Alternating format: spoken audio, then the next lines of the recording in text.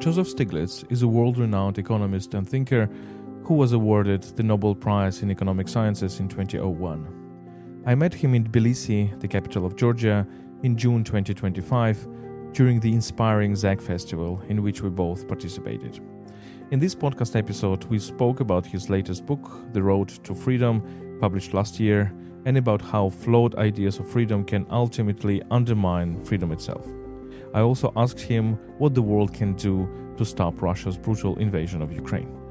You're listening to Thinking in Dark Times, a podcast series by UkraineWorld. UkraineWorld is an English-language media outlet focused on Ukraine and its connections with the wider world. This media outlet is run by Internews Ukraine. My name is Volodymyr Yermolenko. I am a Ukrainian philosopher, the chief editor of UkraineWorld and the president of PEN Ukraine. Before we start, let me remind you that you can support our work on Patreon. Your support is vital for us as we rely heavily on crowdfunding. You can also contribute to our volunteer missions to frontline areas in Ukraine, where we provide aid to both soldiers and civilians. Donations are welcome via PayPal. You'll find the links in the episode description. So let's begin.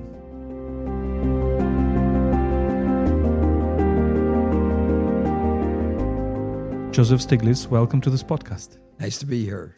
Thank you so much for agreeing to talk. We are in Tbilisi, in Georgia, and you've made a long way here. So what motivates you to come to this country and to Central and Eastern Europe in general? Well, it's a very exciting place. I've always wanted to go to Georgia. I've been to some other countries in the region. I've been particularly interested in the fight for freedom that there is going on in Georgia today. It's a moment where many countries are fighting for their freedom. Exactly. And I'm Ukrainian. I'm from Ukraine. I'm sure that resonates a lot. So your latest book is called The Road to Freedom. And it rhymes to me with two other books, with maybe three other books. One is The Road to Serfdom by Friedrich Hayek, whom you criticize a lot.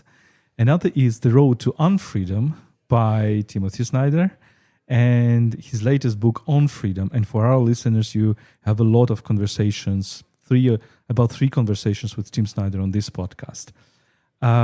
Tell me first about your kind of criticism of neoliberalism and why you propose a different vision of freedom than, for example, Friedrich Hayek and this idea that a market can decide everything, laissez-faire economics and invisible hands and everything. Well, let me begin with the very word neoliberalism, liberalism. Embedded in that is the idea of liberal, freeing. And neo was just new liberalism. It wasn't anything new. It was the same as 19th century liberalism, but they felt they had to dress it up, and so they called it neoliberalism. The idea of Milton Friedman, Friedrich Hayek, and the inventors of this concept was that by freeing markets, unfettered markets, free enterprise, as they called it, the economy would grow, and everybody would be better off, and the system of economic freedom would in turn support political freedom. Now, first, I think they didn't have a clear conception of what freedom meant. In very much the same way that many other people on the right have a very confused view of freedom. You might say it goes back to the American Revolutionary War, where there were freedom fighters, but they didn't recognize it was freedom for some, but not for others. A majority of people in the South of the United States were slaves. They were not given their freedom. It was really a change in the politics. It was a change of who the rulers were. And the rulers were no longer to be in UK, at Westminster, but rather in the United States. But it was an elite. that was ruling the country. The only people who could vote were male property owners, and almost all white. So it was not what we would call a democracy. The economic ideas underlying neoliberalism, I've challenged in much of my writing over the last half century. Much of it relied on a simple idea of Adam Smith that is called the invisible hand, that the pursuit of self-interest leads, as if by the invisible hand, to the well-being of society. Adam Smith didn't believe that. He was really articulating that there was a force at play, that pursuit of self-interest can drive people to be innovative and produce goods that people want. But Adam Smith recognized that there were a lot of other more perverse motives at play, that you can make more money by becoming a monopolist, by exploiting other people, by exploiting your workers, by exploiting your customers, by being dishonest. And that's why Adam Smith called for all kinds of regulations, because he knew an unregulated society was not going to be a prosperous society, because some would exploit others. And it's often much easier to make money by exploitation than producing the goods that people want, and by innovating in a way that increases prosperity. In my work over, as I say, a long period of time, I explained formally, mathematically, rigorously, how those various forces play out. For instance, one of my more important results was to show that whenever there was imperfect information, asymmetric information, some people know some things that others don't know, where there are imperfect insurance markets, imperfect capital markets, that is always the reason that the visible hand is invisible, is because it's not there. That was brought you the Nobel Prize, right? That's research, right. yeah. That was the work that brought me the Nobel Prize. And, in the half century since I established those results, no one has shown there was any mistake in that analysis. Markets are not, in general, efficient. And they need, you might say, a guiding and a helping hand through government. I think that people, when they talk about this invisible hand by Adam Smith, first I think Adam Smith mentions this just a few times in The Wealth of Nations, and mostly in the theological, religious ideas. And it also creates a certain idea, okay, this is a theology of free markets, like it's like a divine hand of God. But tell me one thing. As far as I understand, your criticism of the right, the way how the right sees freedom, you basically criticize the limitless freedom, right? The freedom which is not limited by the freedoms of other people. And my understanding of that is that even if we take the concept of freedom, which is a very good concept, too far, then we can actually produce tyranny, because some people will say, I want an absolute freedom, and that freedom will put others into slaves. Would you agree with that?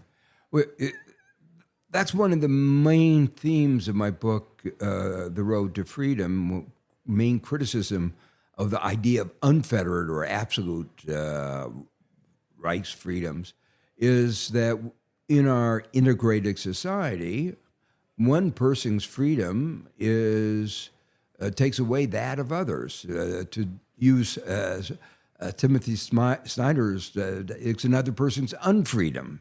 To put it in the way that one famous philosopher put it, freedom for the wolves has often meant death for the sheep. Carrying around an AK-47, your freedom to carry that around has meant mass murderers daily in American schools, and a loss of freedom from fear. So you can't talk about freedoms in that kind of absolute way. But there are two other failings, I think, in the right-wing conception of freedom. The first is that the way economists think about freedom is what you can do, sometimes called positive freedom. Somebody at a point of starvation has no freedom. He does what he has to do to survive. If we expand a person's options, the size of the set of things he can do, you are expanding his freedom. And putting it another way, enabling an individual to live up to his potential is increasing his freedom. Well, there are large fractions of the population that are born parents who are not able on their own to provide them an education or health that allow them to live up to their potential. So there's an important role for government in enabling people to have that kind of freedom to live up to their potential. There's a second aspect that is illustrated in a way by what I've just said, and that is a little bit of restraint can expand in a meaningful way freedom. Traffic lights are an example. They restrain your freedom. You can't go until it says green.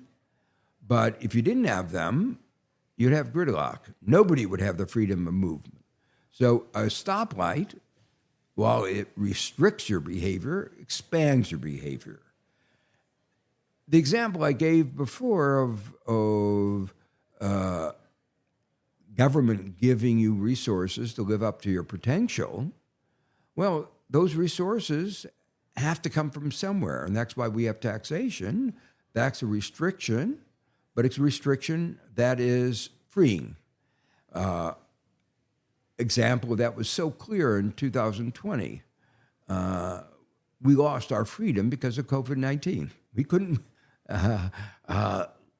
move around safely without fear of disease. And then, as a result of research sponsored by the government, we developed the mRNA vaccines based on a platform that had been developed earlier, mRNA, and it gave us a freedom that we didn't have before. Well, we couldn't have done that without a restraint. We had to pay for that research. That research required those payments required taxes. Those taxes are a restraint. But in the scheme of things, our freedom to live free from the fear of COVID-19, so much more important than the little loss of freedom from the extra taxes that we had to pay for that research. Let me ask you this thing. You published this book last year, so it was before Trump became president. And you mentioned Trump a few times. And one of the arguments is that it's this neoliberal economy that brought such people as Trump to power. But first, they made such businessmen possible. Another example I want to ask is about Russia. In your other book, The Globalization and Its Discontents, you ask a question, who lost Russia? And if I understand your argument, it was in early 2000s, so it's very, very early. So Putin did not invade anybody yet. He just finished his horrible wars in Chechnya. But your argument is that it's this neoliberal approach to Russian reforms that created these inequalities that finally brought Putin to power. And it conflicts so much with the narrative that we are accustomed to in Eastern Europe from the 90s, is that, well, this is neoliberalism that brings democracy, that brings, freedom and everything. You argue for the opposite. Can you elaborate on this? Well, first, let me make just perhaps a little nasty comment about neoliberals like Milton Friedman and Friedrich Hayek, they said they were interested in political freedom.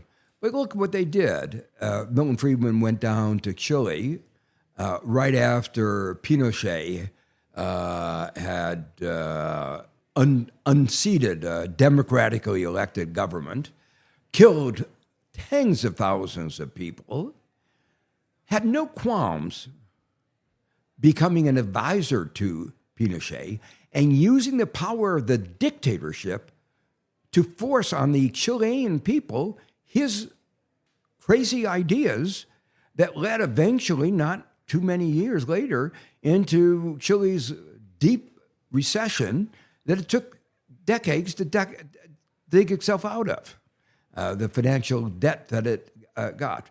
So the idea that they were really interested in political freedom and that was really where their heart was, I think one needs to think a little bit about whether that was what was motivating them, rather than really an economic system that serves the few at the expense of the many.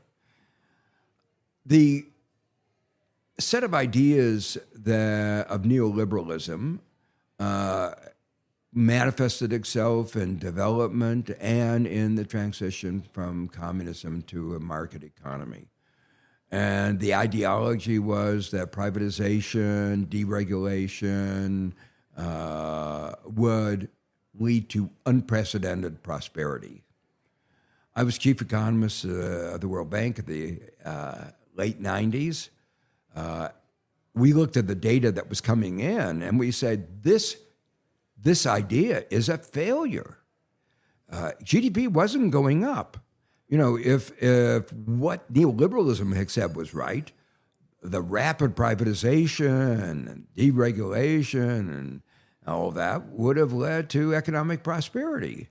Our numbers show GDP going down by 1/3. And then we got data showing that life expectancy was going down by years.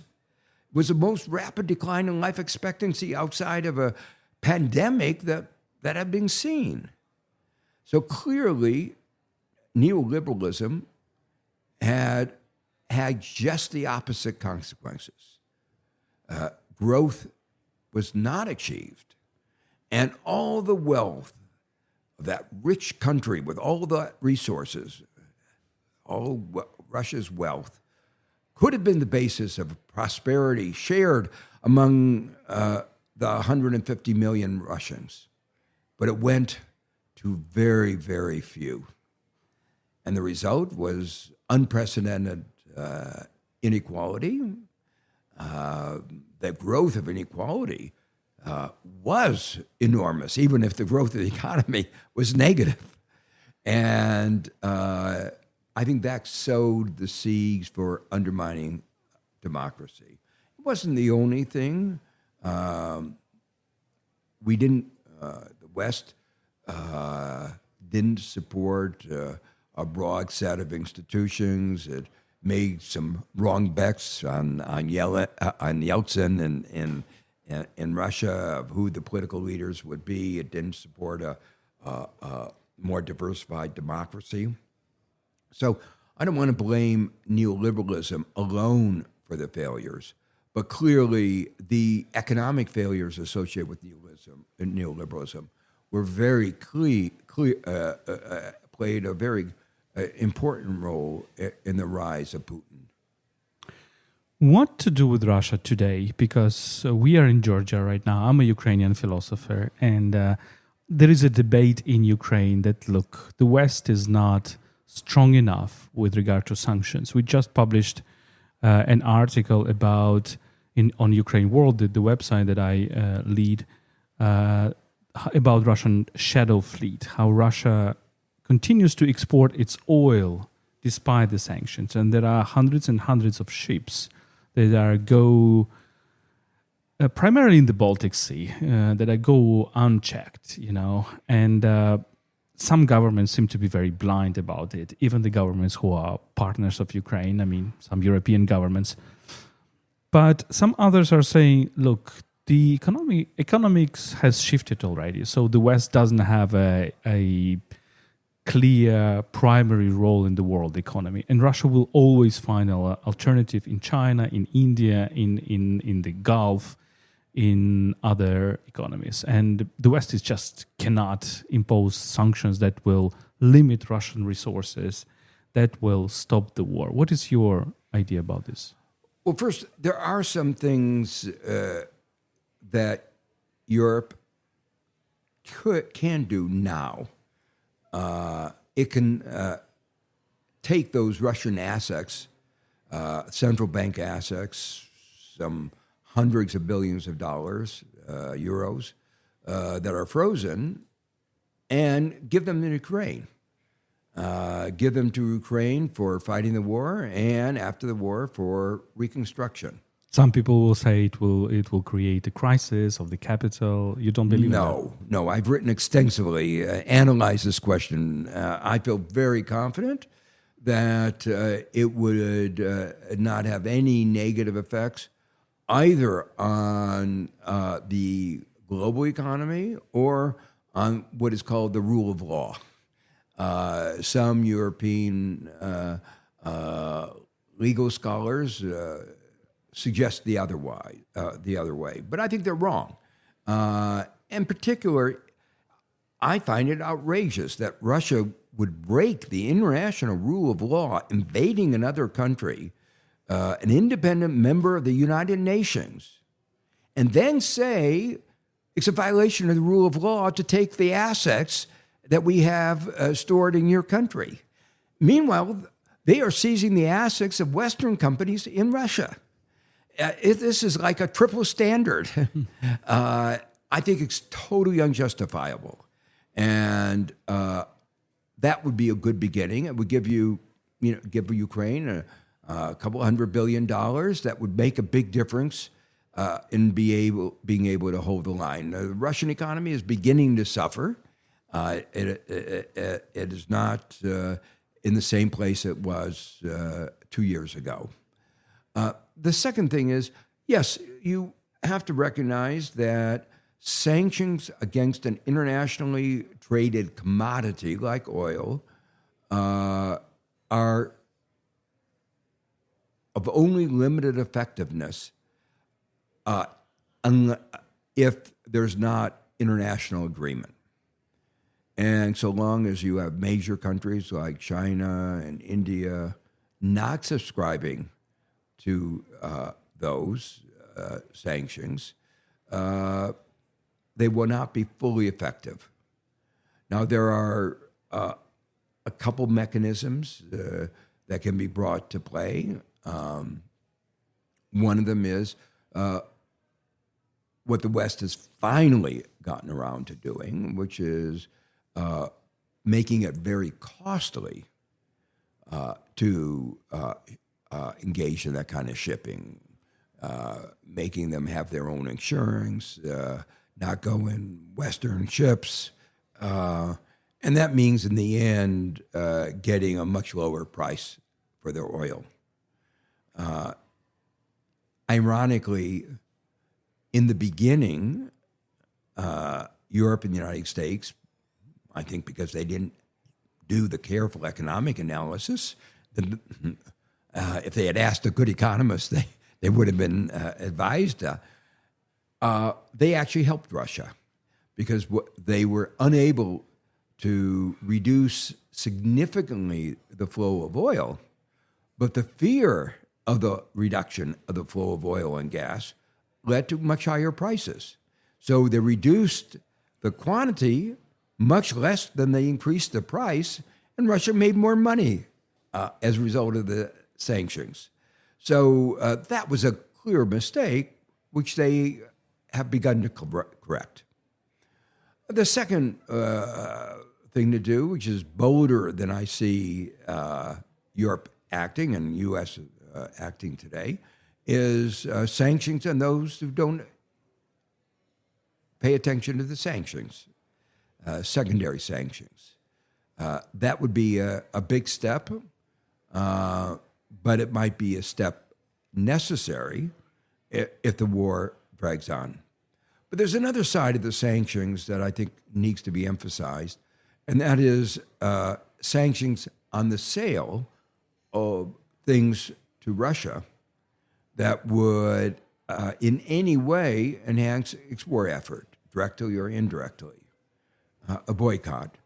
And here, the West has been a little bit more vocal, where they've said to China, for instance, if you start shipping ships and other things that will help Russia's war effort, we may have to take appropriate action.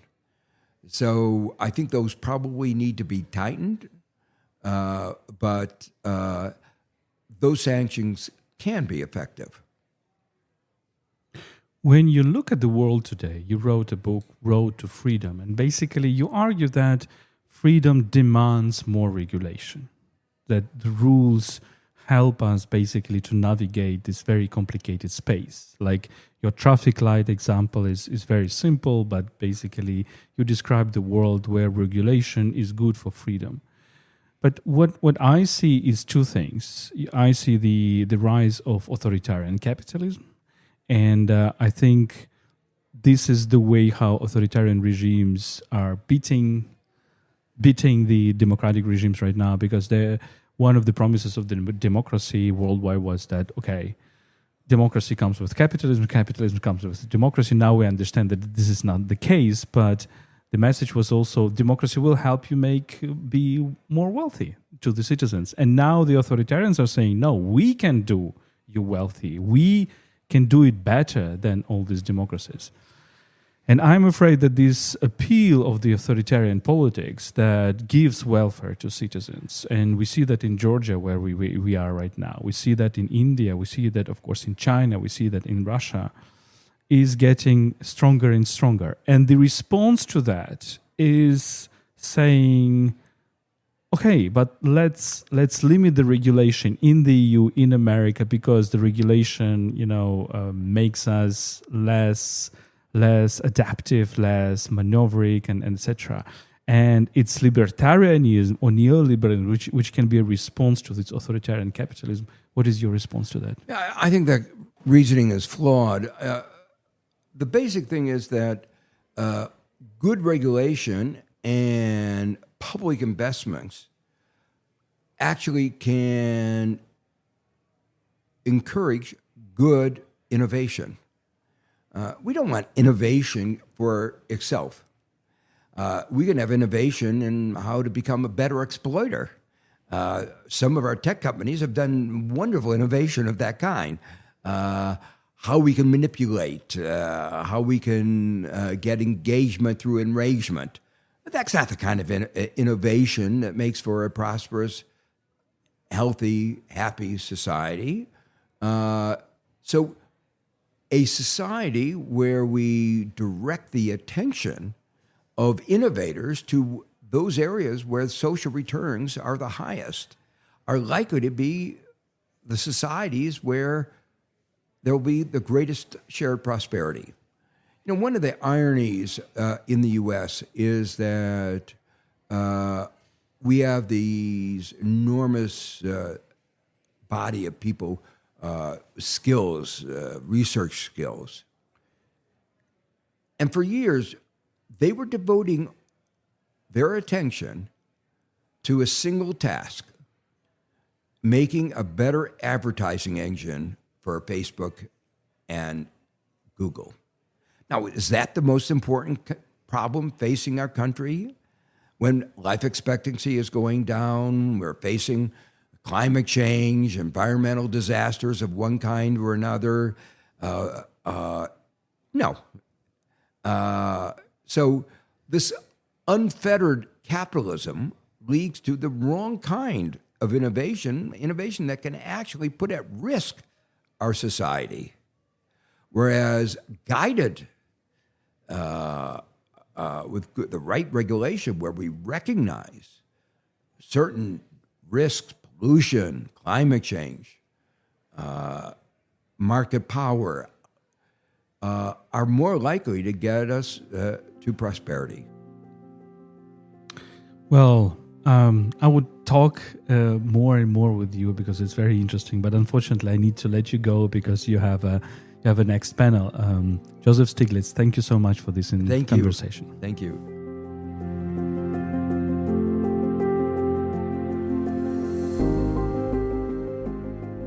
This was an episode of Thinking in Dark Times, a podcast series by UkraineWorld. UkraineWorld is an English-language media outlet focusing on Ukraine and its connections with the wider world. This media outlet is run by Internews Ukraine.